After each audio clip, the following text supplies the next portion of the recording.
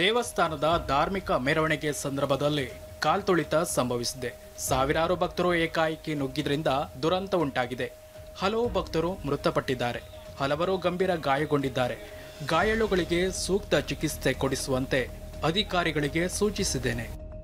ಇನ್ನು ಕಾಲ್ತುಳಿತ ದುರಂತಕ್ಕೆ ಆಘಾತ ವ್ಯಕ್ತಪಡಿಸಿದ ಪ್ರಧಾನಿ ಮೋದಿ ಮೃತರ ಕುಟುಂಬ ಸದಸ್ಯರಿಗೆ ಸಾಂತ್ವನ ಹೇಳಿದ್ದಾರೆ. ಗಾಯಾಳುಗಳು ಶೀಘ್ರ ಗುಣಮುಖರಾಗಲಿ ಅಂತ ಟ್ವೀಟ್ ಮೂಲಕ ಪ್ರಾರ್ಥಿಸಿದ್ದಾರೆ. ಮೃತರ ಕುಟುಂಬ ಸದಸ್ಯರಿಗೆ ತಲಾ 2 ಲಕ್ಷ ಪರಿಹಾರ, ಗಾಯಾಳುಗಳಿಗೆ ತಲಾ 50,000 ಪರಿಹಾರವನ್ನ ಘೋಷಿಸಿದ್ದಾರೆ. ಈ ನಡುವೆ ಆಂಧ್ರಪ್ರದೇಶ ಸರ್ಕಾರ ಪ್ರಕರಣದ ಬಗ್ಗೆ ತನಿಖೆಗೆ ಆದೇಶಿಸಿದೆ. ಕನ್ನಡ ರಾಜ್ಯೋತ್ಸವದ ಪ್ರಯುಕ್ತ ಬೆಂಗಳೂರಿನ ಕಂಠೀರವ ಕ್ರೀಡಾಂಗಣದಲ್ಲಿ ಸಿಎಂ ಸಿದ್ದರಾಮಯ್ಯ ಭುವನೇಶ್ವರಿ ದೇವಿಗೆ ಪುಷ್ಪಾರ್ಚನೆ ಮಾಡಿ ಬಳಿಕ ಧ್ವಜಾರೋಹಣ ಮಾಡಿದ್ರು. ಕಾರ್ಯಕ್ರಮದಲ್ಲಿ ಡಿಸಿಎಂ ಡಿಕೆ ಶಿವಕುಮಾರ್ ಸೇರಿದಂತೆ ಹಲವು ನಾಯಕರು ಉಪಸ್ಥಿತರಿದ್ದರು. ಕಾರ್ಯಕ್ರಮದಲ್ಲಿ ಭಾಷಣ ಮಾಡಿದ ಸಿಎಂ ಇಂಗ್ಲಿಷ್ ಭಾಷೆ ಮೇಲಿನ ವ್ಯಾಮೋಹದಿಂದ ಹೊರಬರಬೇಕು, ಪ್ರಾಥಮಿಕ ಶಿಕ್ಷಣ ಮಾತೃಭಾಷೆ ಕನ್ನಡದಲ್ಲೇ ಕಲಿಬೇಕು ಅಂದ್ರು. ಕನ್ನಡ ರಾಜ್ಯೋತ್ಸವ ಸಂಭ್ರಮದಂದೇ ಬೆಳಗಾವಿಯ ಸಂಭಾಜಿ ವೃತ್ತದಲ್ಲಿ ನಾಡದ್ರೋಹಿ ಎಂಇಎಸ್ ಕಾರ್ಯಕರ್ತರು ಪುಂಡಾಟವನ್ನ ಮೆರೆದಿದ್ದಾರೆ. ಜಿಲ್ಲಾಡಳಿತ ಅನುಮತಿಯನ್ನ ನಿರಾಕರಿಸಿದ್ರೂ ಕಾನೂನು ಉಲ್ಲಂಘಿಸಿ ಸಂಭಾಜಿ ವೃತ್ತದಿಂದ ಕರಾಳ ದಿನದ ರ್ಯಾಲಿ ನಡೆಸಿದ್ದಾರೆ. ಕಪ್ಪು ಬಟ್ಟೆಯನ್ನ ಧರಿಸಿ ಕಪ್ಪು ಬಾವುಟ ಹಿಡಿದು ಉದ್ದಟತನವನ್ನ ಪ್ರದರ್ಶಿಸಿದ್ದಾರೆ. ಎಂಇಎಸ್ನ ಈ ಅನಧಿಕೃತ ರ್ಯಾಲಿಗೆ ಬೆಳಗಾವಿ ಪೊಲೀಸರು ಭದ್ರತೆಯನ್ನ ನೀಡಿದ್ದಾರೆ. ಪೊಲೀಸ್ ಅಧಿಕಾರಿಯೇ ಪುಂಡರ ಜೊತೆ ಸೆಲ್ಫಿ ಕ್ಲಿಕ್ಕಿಸಿಕೊಂಡು ಆಕ್ರೋಶಕ್ಕೆ ಕಾರಣವಾಗಿದ್ದಾರೆ. ಬೆಳಗಾವಿ ಜಿಲ್ಲೆಯಲ್ಲಿ ಎಂಇಎಸ್ ಪುಂಡರ ಹಾವಳಿ ಹೆಚ್ಚಾಗ್ತಿದ್ದಂತೆ ಪೊಲೀಸರು ಎಂಇಎಸ್ ಮುಖಂಡ ಶುಭಂ ಶಳಕೆಯನ್ನ ಬಂಧಿಸಿದ್ದಾರೆ. ಭಾಷಾ ಸಾಮರಸ್ಯ, ಶಾಂತಿಭಂಗ, ಕಾನೂನು ಸುವ್ಯವಸ್ಥೆ ಸೇರಿದಂತೆ ಹಲವು ಆರೋಪಗಳ ಅಡಿಯಲ್ಲಿ ಶುಭಂ ಶಳಕೆಯನ್ನ ಬಂಧಿಸಲಾಗಿದೆ. ಎಸ್ಕೇಪ್ ಆಗ್ತಿದ್ದಾಗ ಚೇಸ್ ಮಾಡಿ ಶುಭಂನ ಹೆಡೆಮುರಿ ಕಟ್ಟಲಾಗಿದೆ. ಇನ್ನು ಎಂಇಎಸ್ ಆಗಿರಲಿ ಯಾರೇ ಆಗಿರಲಿ ಮುಲಾಜಿಲ್ಲದೆ ಕ್ರಮ ತೆಗೆದುಕೊಳ್ತೀವಿ ಅಂತ ಗೃಹ ಸಚಿವ ಪರಮೇಶ್ವರ್ ಹೇಳಿಕೆ ನೀಡಿದ್ದಾರೆ. ಕನ್ನಡ ನಾಡನ್ನ ನೆಲ, ಜಲ, ಭಾಷೆ ಯಾವುದೇ ಕಾರಣಕ್ಕೂ ಕಾಂಪ್ರಮೈಸ್ ಆಗದಂಗೆ ರಕ್ಷಣೆ ಮಾಡ್ತೇವೆ. ಮಾಡುವ ಜವಾಬ್ದಾರಿ ಸರ್ಕಾರದ್ದು. ಮುಲಾಜಿಲ್ಲದೆ ಮಾಡ್ತೇವೆ. ಅವ್ರು ಯಾರೇ ಎಂಇಎಸ್ ಇರಲಿ, ಯಾರೇ ಇರಲಿ. ಇತ್ತ ಮಹಾರಾಷ್ಟ್ರದವರು ಏನೇ ಮಾಡಿದ್ರು ಬೆಳಗಾವಿ ಬಿಟ್ಟು ಕೊಡಲ್ಲ ಅಂತ ಸಿಎಂ ಸಿದ್ದರಾಮಯ್ಯ ಖಡಕ್ ಹೇಳಿಕೆ ಕೊಟ್ಟಿದ್ದಾರೆ.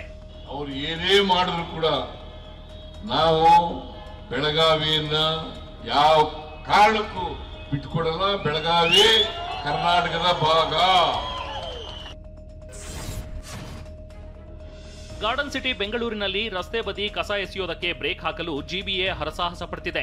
ಕಸ ಎಸೆದವರ ಮನೆ ಮುಂದೆಯೇ ಕಸ ಸುರಿದು ದಂಡ ವಸೂಲಿಗೆ ಇಳಿದಿದೆ. ಜಿಬಿಎ ಇಂತಹ ವಿಭಿನ್ನ ಪ್ರಯತ್ನಕ್ಕೆ ಮುಂದಾದರೂ ಸಮಸ್ಯೆ ಬಗೆಹರಿಯುತ್ತಿಲ್ಲ.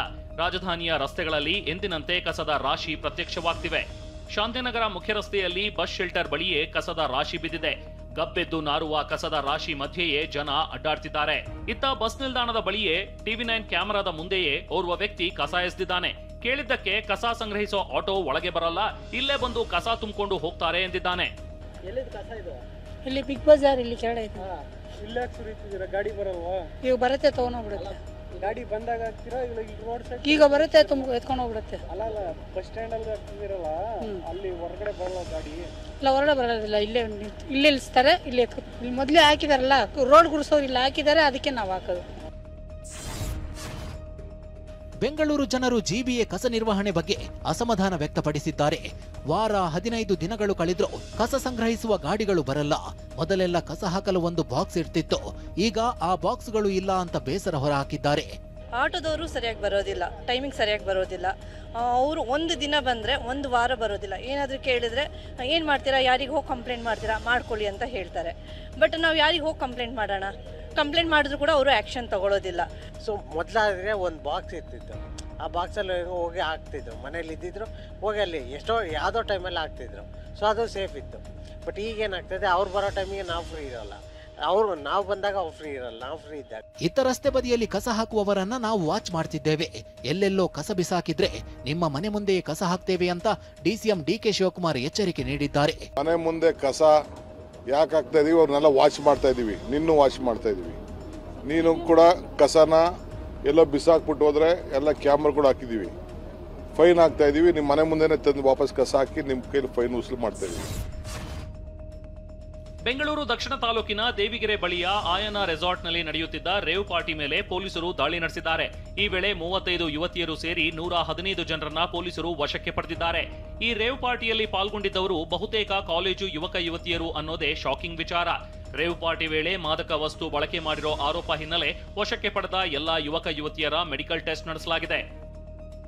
2017ರ ಅಕ್ಟೋಬರ್ 26ರಂದು ಫರಂಗಿಪೇಟೆಯಲ್ಲಿ ನಡೆದಿದ್ದ ಗ್ಯಾಂಗ್ ವಾರ್ನಲ್ಲಿ ಜಿಯಾ ಮತ್ತು ಫಯಾಜ್ನನ್ನ ಬರ್ಬರವಾಗಿ ಹತ್ಯೆಗೈಯಲಾಗಿತ್ತು. ಕ್ವಾಲಿಸ್ ಮತ್ತು ಟೆಂಪೋದಲ್ಲಿ ಜಿಯಾ ಮತ್ತು ಫಯಾಜ್ನನ್ನ ಅಟ್ಟಾಡಿಸಿಕೊಂಡು ಹತ್ಯೆ ಮಾಡಲಾಗಿತ್ತು. ಪ್ರಕರಣ ಸಂಬಂಧ ಟೊಪ್ಪಿ ನೌಫಾಲ್ ಸೇರಿ 11 ಜನರನ್ನ ಬಂಧಿಸಲಾಗಿತ್ತು. ಬಳಿಕ ಜೈಲಿಂದ ಹೊರಬಂದಿದ್ದ ನೌಫಾಲ್ 2023ರಲ್ಲಿ ಕಿಡ್ನಾಪ್ ಕೇಸ್ನಲ್ಲಿ ಮತ್ತೆ ಜೈಲು ಸೇರಿದ್ದ. 2024ರಲ್ಲಿ ಮಂಗಳೂರು ಜೈಲಿನಲ್ಲೇ ನಡೆದ ಗ್ಯಾಂಗ್ ವಾರ್ನಲ್ಲೂ ಈತ ಭಾಗಿಯಾಗಿದ್ದ. ಕೆಲ ತಿಂಗಳುಗಳ ಹಿಂದೆ ಜೈಲಿಂದ ಹೊರಬಂದಿದ್ದ ಟೊಪ್ಪಿ ನೌಫಾಲ್ ಇದೀಗ ಬರ್ಬರವಾಗಿ ಹತ್ಯೆಯಾಗಿದ್ದಾನೆ. ಬೆಂಗಳೂರಿನಲ್ಲಿ ಕೊಳೆತ ಸ್ಥಿತಿಯಲ್ಲಿ ದಾವಣಗೆರೆ ಮೂಲದ ಎಂಬಿಎ ವಿದ್ಯಾರ್ಥಿನಿ ಸುಪ್ರಿಯಾ ಶವ ಪತ್ತೆಯಾಗಿದೆ. ಗಾಯತ್ರಿ ನಗರದ ರೈಲ್ವೆ ಪ್ಯಾರಲಲ್ ರಸ್ತೆಯ ಮನೆಯಲ್ಲಿ ಶವ ಪತ್ತೆಯಾಗಿದೆ. ಸುಪ್ರಿಯಾ ವಾಸವಾಗಿದ್ದ ಕೊಠಡಿ 2 ದಿನದಿಂದ ಲಾಕ್ ಆಗಿತ್ತು. ಸುಪ್ರಿಯಾಗೆ ಪೋಷಕರು ಕರೆ ಮಾಡಿದಾಗ ಸ್ವೀಕರಿಸ್ತಾ ಇರಲಿಲ್ಲ. ಈ ವಿಚಾರವನ್ನ ಪೋಷಕರು ಮನೆ ಮಾಲೀಕರಿಗೆ ಕರೆ ಮಾಡಿ ತಿಳಿಸಿದ್ರು. ಕೊಠಡಿ ಬಾಗಿಲು ತೆಗೆದು ನೋಡಿದಾಗ ಸುಪ್ರಿಯಾ ಶವ ಪತ್ತೆಯಾಗಿದೆ. ಸ್ಥಳಕ್ಕೆ ಸುಬ್ರಹ್ಮಣ್ಯ ನಗರ ಠಾಣೆ ಪೊಲೀಸರು ಭೇಟಿ ನೀಡಿ ಪರಿಶೀಲನೆ ನಡೆಸಿದ್ದಾರೆ. ಮರಣೋತ್ತರ ಪರೀಕ್ಷೆಗಾಗಿ ಎಂಎಸ್ ರಾಮಯ್ಯ ಆಸ್ಪತ್ರೆಗೆ ಮೃತದೇಹವನ್ನ ಶಿಫ್ಟ್ ಮಾಡಲಾಗಿದೆ. ಇನ್ನು ಯುವತಿ ಹಾಲು ಮೊಸರು ತರೋದಕ್ಕೆ ಬರ್ತಾ ಇದ್ಲು. ಬೈಕ್ ರೈಡಿಂಗ್ ಅಂದ್ರೆ ಕ್ರೇಜ್ ಇತ್ತು. ದೊಡ್ಡ ದೊಡ್ಡ ಬೈಕ್ ಓಡಿಸಿಕೊಂಡು ಬರ್ತಾ ಇದ್ಲು ಅಂತ ಮನೆ ಪಕ್ಕದಲ್ಲೇ ಇರುವ ಪ್ರಾವಿಷನ್ ಸ್ಟೋರ್ ಮಾಲೀಕ ಹೇಳಿದ್ದಾರೆ. ಬೆಳಿಗ್ಗೆ ನೋಡಿದಾಗಲ ಸುಪ್ರಿಯಾ ಅಂತ ಗೊತ್ತಾಗಿದೆ. ಇಲ್ಲಿ ಅಂಗಡಿಗೆಲ್ಲ ಸಾಮಾನಿಗೆಲ್ಲ ಬರ್ತಿದ್ರು ಮಾಡ್ತಿದ್ರು. ನಂತರ ಒಂದೂವರೆ ವರ್ಷದಿಂದ ನಮಗೆ ಪರಿಚಯ ಆಗಿದ್ದು.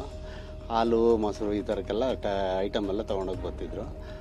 ಈಗ ಇತ್ತೀಚೆಗೆ 1.5-2 ತಿಂಗಳಿಂದ ಬಂದಿಲ್ಲ. ಅಷ್ಟು ಬಿಟ್ಟರೆ ಬೇರೆ ವಿಷಯಗಳೆಲ್ಲ ನಮಗೆಲ್ಲ ಗೊತ್ತಿಲ್ಲ ಸರ್. ಅದೆಲ್ಲ ಒಳ್ಳೆ ಹುಡುಗಿಯಿಂದ ತುಂಬ ಚೆನ್ನಾಗಿ ಬೋಲ್ಡಾಗಿ ಮಾತಾಡೋಳು.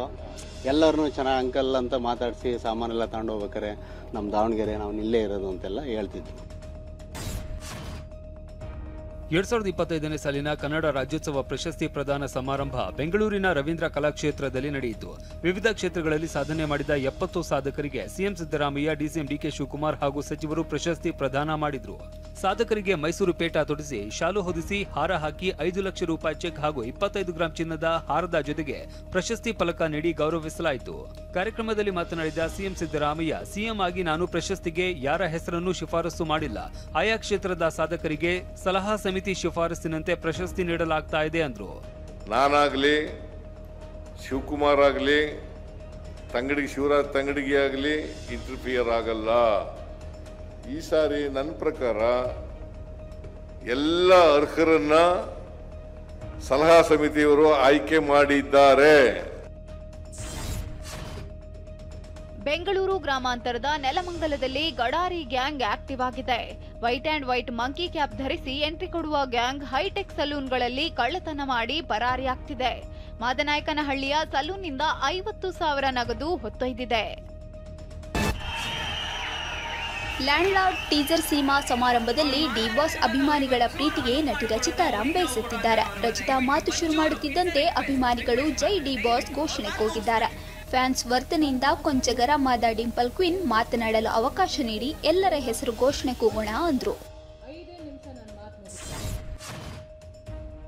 ಟೆನ್ನಿಸ್ ಲೋಕದ ದಿಗ್ಗಜ ರೋಹನ್ ಬೋಪಣ್ಣ ವೃತ್ತಿ ಜೀವನಕ್ಕೆ ವಿದಾಯ ಹೇಳಿದ್ದಾರೆ. 2 ಬಾರಿ ಟೆನ್ನಿಸ್ ಗ್ರ್ಯಾಂಡ್ ಸ್ಲಾಮ್ ವಿಜೇತರಾದ ರೋಹನ್ 20 ವರ್ಷದ ಪಯಣಕ್ಕೆ ನಿವೃತ್ತಿ ಘೋಷಣೆ ಮಾಡಿದ್ದಾರೆ. ಸೋಷಿಯಲ್ ಮೀಡಿಯಾದಲ್ಲಿ ನಿವೃತ್ತಿ ಬಗ್ಗೆ ಪೋಸ್ಟ್ ಮಾಡಿರುವ ಕನ್ನಡಿಗ ರೋಹನ್ ವಿದಾಯ, ಆದರೆ ಇದು ಅಂತ್ಯವಲ್ಲವೆಂದು ಅಭಿಮಾನಿಗಳಿಗೆ ಭಾವುಕ ಪತ್ರ ಬರೆದಿದ್ದಾರೆ.